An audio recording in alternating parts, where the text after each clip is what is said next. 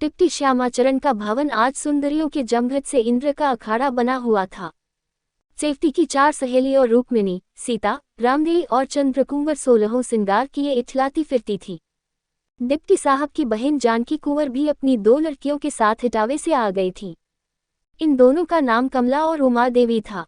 कमला का विवाह हो चुका था। उमा देवी अभी कुंवारी ही थी। दोनों सूर्य और चंद्र थी। मंडप के तले डोमनिया और गवनिहारे ने सोहर और सोहाग अलाप रही थी।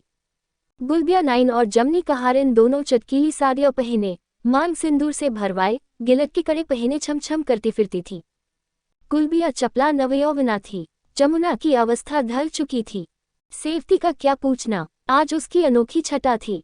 रसीली आंखें आमोदादिक्य से मतवाली हो रही थी और गुलाबी साड़ी की झलक से चंपई रंग गुलाबी जान पड़ता था। धानी मखमल की कुर्ती उस पर खूब खिलती थी। अभी स्नान करके आई थी, इसलिए नागिन सी लट कंधों पर लहरा रही थी। छेड़छाड़ और चोहल से इतना अवकाश न मिलता था कि बाल गुंथवा ले। महाराजन की बेटी माधवी छींट का लहंगा पहने, आंखों में काजल लगाए, भीतर बाहर किए हुए थी। रुक्मिणी ने सेवती से कहा, सितो, तुम्हारी भावच कहो है, दिखाई नहीं देती, क्या हम लोगों से भी पर्दा है? रामदेव मुस्कुराकर, पर्दा क्यों नहीं है, हमारी नजर न लग जाएगी। सेवती कमरे में पड़ी सो रही होंगी, देखो अभी खींचे लाती हूँ। ये कहकर वह चंद्रमा से कमरे में पहुंची। वह एक साधारण साड़ी पहने चारपाई पर पड़ी द्वार की ओर टकटकी लगाए हुए थी। इसे देखते ही उठ बैठी। सेवती ने कहा, यह क्या पड़ी हो, अकेले तुम्हारा जी नहीं घबराता? चंद्रा, ओह कौन जाए, अभी कपड़े नहीं बदले। सेवती, बदलती क्यों नहीं? सखियों तुम्हारी बात देख रही है। चंद्रा, अभी मैं न बदलूंगी। सेवती, यही हट तुम्हारा अच्छा नहीं लगता, सब अपने मन में क्या कहती होंगी। चंद्रा, तुमने तो चिट्ठी पई थी, आज ही आने को लिखा था ना। सेवती, अच्छा, तो यह उनकी प्रतीक्षा हो रही है, ये कहे तभी योग साधा है। चंद्रा, दोपहर तो हुई, सियात अब न आएंगे। इतने में कमला और उपादेवी दोनों आ पहुंची। चंद्रा ने घूंघट निकाल लिया और अफश पर आ बैठी। कमला उसकी बड़ी नंद होती थी। कमला, अरे अभी तो इन्होंने कपड़े भी नहीं बदले। सेवती, भैया की बात जो रही है, इसलिए ये भेष रचा है। कमला, मूर्ख हैं, उन्हें गरज होगी, आप आएंगे। सेवती, इनकी बात निराली है। कमला, पुरुषों से प्रेम चाहे कितना ही करे, पर मुख से एक शब्द भी न निकाले, नहीं तो व्यर्थ सताने और जलाने लगते हैं। यदि तुम उनकी उपेक्षा करो, उनसे सीधे बात न करो, तो वे तुम्हारा सब प्रकार आदर करेंगे, तुम पर प्राण समर्पण करेंगे। परंतु जो ही उन्हें ज्ञात हुआ कि इसके हृदय में मेरा प्रेम हो गया, बस उसी दिन से दृष्टि फिर जाएगी। सैर को जाएंगे तो अवश्य देर करके आएंगे, भोजन करने बैठेंगे तो मुंह जूठा करके उठ जाएंगे, बात बात पर रूठेंगे। तुम रोगी तो मनाएंगे, मन में प्रसन्न होंगे कि कैसा फंदा डाला है। तुम्हारे सम्मुख अन्य स्त्रियों की प्रशंसा करेंगे। भावार्थ ये है कि तुम्हारे जलाने में उन्हें आनंद आने लगेगा। अब मेरे ही घर में देखो, पहले इतना आदर करते थे कि क्या बताऊं। प्रतिक्षण नौकरों की भांति हाथ बांधे खड़े रहते थे, पंखा झेलने को तैयार, हाथ से कौर खिलाने को तैयार, यहाँ तक कि मुस्कुराकर पौव दबाने में भी संकोच न था। बात मेरे मुख से निकली नहीं कि पूरी हुई। मैं उस समय अबोध थी, पुरुषों के कपट व्यवहार क्या जानूं। पटी में आ गई, जानती थी कि आज हाथ बांध कर खड़ी होगी। मैंने लंबी तानी तो रात भर करवट न ली, दूसरे दिन भी न बोली।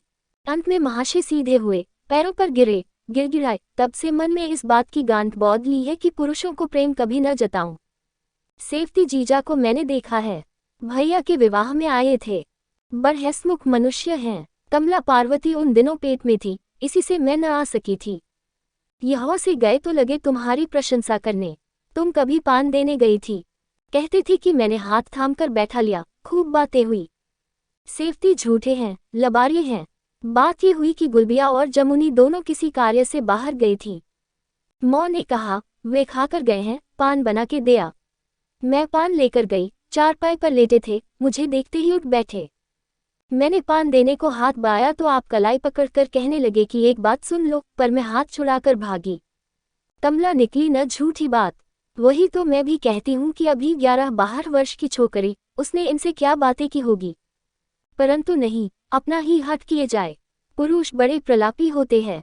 मैंने ये कहा, मैंने वह कहा, मेरा तो इन बातों से हृदय सुलगता है। न जाने उन्हें अपने ऊपर झूठा दोष लगाने में क्या स्वाद मिलता है। मनुष्य जो बुरा भला करता है, उस पर पर्दा डालता है। ये लोग करेंगे तो थोड़ा, मिथ्या प्रलाप का आल्हा गाते फिरेंगे ज्यादा। मैं तो तभी से उनकी एक बात भी सत्य नहीं मानती। इतने में गुलबिया ने आकर कहा, तुम तो यह ठादी बतलात हो, और तुम्हार सखी तुमका आंगन में बुलौती है। सेफ्ती देखो भाभी, अब देर न करो। गुलबिया, तनिक इनकी पिटारी से कपड़े तो निकाल ले। कमला चंद्रा का श्रृंगार करने लगी। सेफ्ती सहेलियों के पास आई। रुक्मिणी बोली, वाह बही, खूब। वह और जाकर बैठ रही। तुम्हारी दीवारों से बोले क्या? सेफ्ती कमला बहन चली गई। उनसे बातचीत होने लगी। दोनों आ रही हैं। रुक्मिणी लड़कोरी है न? सेफ्ती हो, 3 लड़के हैं। रामदेव मगर काठी बहुत अच्छी है। चंद्रकुंवर, मुझे उनकी नाक बहुत सुंदर लगती है, जी चाहता है छीन लूं। सीता, दोनों बहनें एक से एक बढ़कर है। सेफ्ती, सीता को ईश्वर ने वर अच्छा दिया है, इसने सोने की गौ पूजी थी। रुक्मिणी, जलकर गोरे चमड़े से कुछ नहीं होता। सीता, तुम्हें काला ही भाता होगा। सेफ्ती, मुझे काला वर मिलता तो विष खा लेती। रुक्मिणी, यो कहने को जो चाहे कह लो, परंतु वास्तव में सुख काले ही वर से मिलता है। सेफ्ती, सुख नहीं, धूल मिलती है, ग्रहण सा आकर लिप जाता होगा। रुक्मिणी, यही तो तुम्हारा लड़कपन है। तुम जानती नहीं, सुंदर पुरुष अपने ही बनाव सिंगार में लगा रहता है। उसे अपने आगे स्त्री का कुछ ध्यान नहीं रहता। यदि स्त्री परम रूपवती हो तो कुशल है, नहीं तो थोड़े ही दिनों वह समझता है कि मैं ऐसी दूसरी स्त्रियों के हृदय पर सुगमता से अधिकार पा सकता हूँ। उससे भागने लगता है, और कुरूप पुरुष सुंदर स्त्री पा जाता है तो समझता है कि मुझे हीरे की खान मिल गई। बेचारा काला अपने रूप की कमी को प्यार और आदर से पूरा करता है। उसके हृदय में ऐसी धुकधुकी लगी रहती है कि मैं तनिक भी इससे खटा पड़ा तो यह मुझसे घृणा करने लगेगी। चंद्रकुंवर दूल्हा सबसे अच्छा वह, जो मुंह से बात निकलते ही पूरा करे। रामदेव, तुम अपनी बात न चलाओ। तुम्हें तो अच्छे अच्छे गहनों से प्रयोजन है, दूल्हा कैसा ही हो। सीता, न जाने कोई पुरुष से किसी वस्तु की आज्ञा कैसे करता है, क्या संकोच नहीं होता। रुक्मिणी, तुम बपुरी क्या आज्ञा करोगी, कोई बात भी तो पूछे। सीता, मेरी तो उन्हें देखने से ही तृप्ति हो जाती है, वस्त्राभूषणों पर जी नहीं चलता। इतने में एक और सुंदरी आ पहुंची, गहने से गोंदनी की भांति लदी हुई, बढ़िया जूती पहने, सुगंध में बसी, आंखों से चपलता बरस रही थी। रामदेव, आओ रानी, आओ, तुम्हारी ही कमी थी। रानी, क्या करूं, निगोडी नाइन से किसी प्रकार पीछा नहीं छूटता था।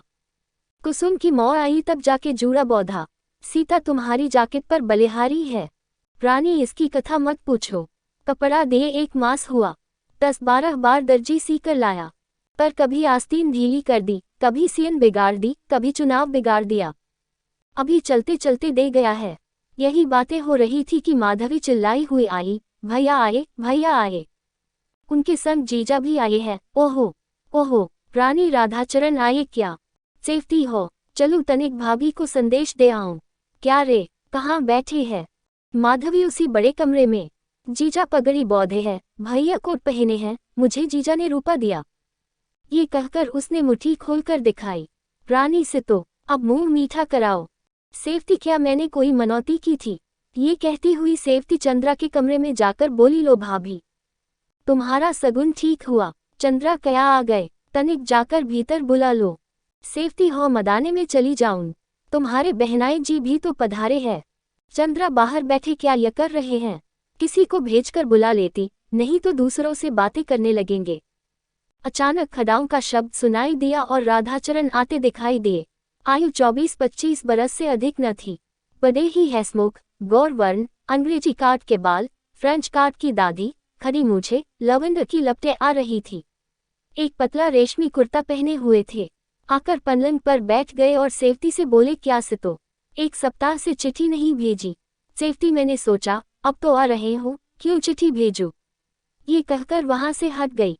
चंद्रा ने घूंघट उठाकर कहा, वह जाकर भूल जाते हो।